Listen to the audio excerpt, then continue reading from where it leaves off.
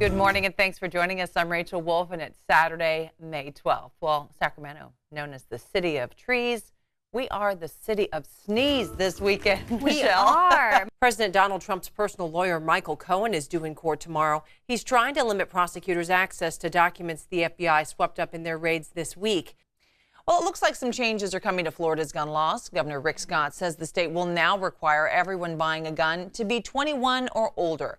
And a student at Utah State University was sent to the hospital after school officials say that student ate a Tide Pod.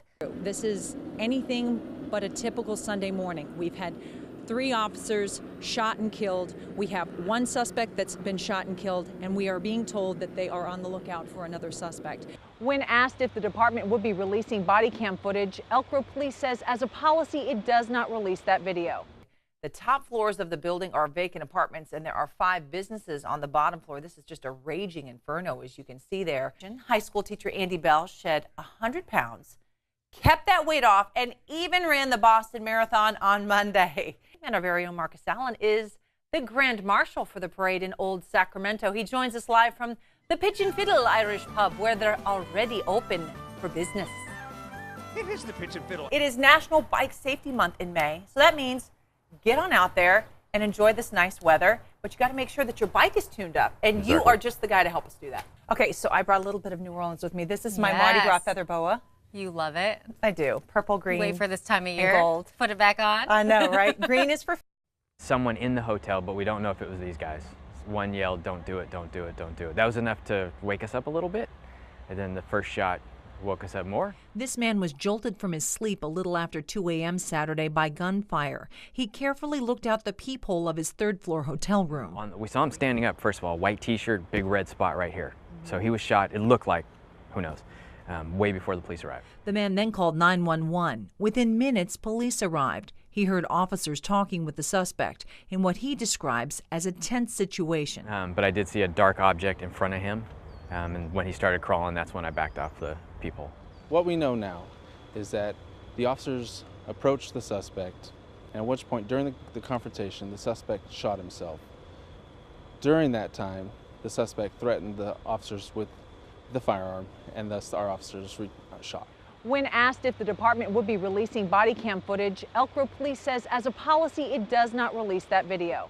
When life is taken, it's tragic and it's sad, and it affects everybody involved. So part of the investigation will look at how it was all handled. No officers or hotel guests were injured during the standoff. That's something officers train for. Tactically, it's difficult. Obviously, you're dealing with multiple rooms, multiple people. You don't know who the threat is. Police say they're still investigating what led them there and why the suspect turned the gun on himself. Rachel Wolf, ABC 10 News. So if you're trying to come into this area by Drusilla and Old Hammond Highway, you're not going to be able to get through. This is anything but a typical Sunday morning. We've had 3 officers shot and killed. We have 1 suspect that's been shot and killed, and we are being told that they are on the lookout for another suspect. So again, we're waiting to get more information from police. We are all right here in the same area, the media together, the staging area, and again, we're just on the lookout, and so are police. Every few minutes, another police car takes off, blue lights on. We're not really sure what that means, but we are going to bring you more information as soon as it becomes available, if you can. If you live in this area, do not come over into this area. They're actually asking police to stay.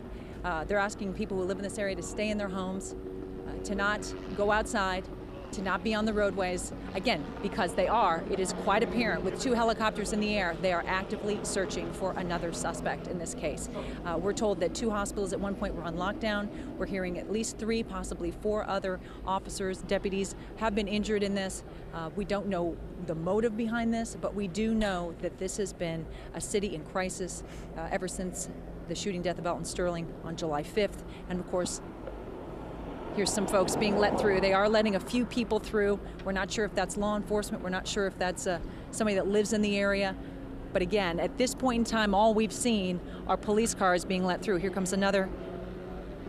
This might be some sort of a law enforcement vehicle right here. So we're in the area by Red River Bank, Burlington Coat Factory. We have this area on lockdown with police, and we are being told to stay put. So that's the best I can tell you right now. We're trying to get word from police as to if there is any new information. But again, we are staying put because we are being told that it is an active shooter situation. Rachel, it would appear that everybody is taking heed of that warning to the extent that you can look around. I mean, I saw a couple of people walking on that bridge, but it would appear that most people are staying indoors. When you drove up there, were people standing on the streets? Was the word spreading like wildfire, or was it? No. Tell me what it was like. So within about a quarter mile of this area where we're standing, there weren't many people outside. There wasn't a lot of traffic. Most people were heeding the warnings. Once you get away from here, you actually are seeing a little bit more traffic, but you can hear the hum of the helicopters. We saw one, and now we're seeing two. The people that you saw walking on the bridge, mostly media, they're law enforcement personnel in this area. I'm going to step out of the shot here as Rick Neese, my photographer, gets a closer shot of the police that are over there lined up. We don't know if there's somebody right close to us. We are being cautious, and we are following police instruction because, as I said, we've heard that there's one suspect that is down, dead, and another suspect active shooter. So again, it is advisable if you're watching us in Baton Rouge, if you're watching us online, if you're watching us in New Orleans, if you know anybody in this area, just have them stay put. There's no point getting out. Just stay glued to your TV, follow instructions from the media, the police. We don't want anybody hurt. We've already had 3 officers shot and killed, and we've also got 3 or 4 other officers being treated at area hospitals. Again, no motive, Karen. I was in the U.S. Air Force from early 2001 to 2005. Liz Skilbeck is putting her skills to good use. This mother of 2 is a volunteer platoon leader with The Mission Continues, a national nonprofit that empowers veterans adjusting to life at home through service projects. It's always uplifting and motivational to get in another group of strong women. Today, her mission is to beautify the garden and farm area at Langston Hughes Academy. I am on the Goat Games crew. So we have a goat boat. We're building a pyramid out of old crates for them to climb and play on. The goats are grateful, and so is Edible Schoolyard New Orleans, which partnered with them for the project. They really share a lot of the same values that we have, and that's like teaching children how to connect with the natural world and in healthy ways, and we're looking forward to continuing to work with them. It was an all-hands-on-deck outdoor restoration. More than 50 female veterans from all over the country, different areas, different backgrounds, all united for one cause, improving the community. Pamela Johnson says The Mission Continues helped her get to where she is today. She was a staff sergeant in the U.S. Army for a decade, but when she returned to civilian life, she fought to overcome obstacles for years. I had all the tools that if you see my resume, it looks great, but it was other things that I was struggling with, culturally, and just really trying to find that connection again. And I have a lot of battle buddies who had the same problem. Johnson now mentors other veterans full-time in her job with Industries International. When you transition outside of the military, it's not just, being told what to do, it's trying to find different ways to grow people and to learn different ways to lead.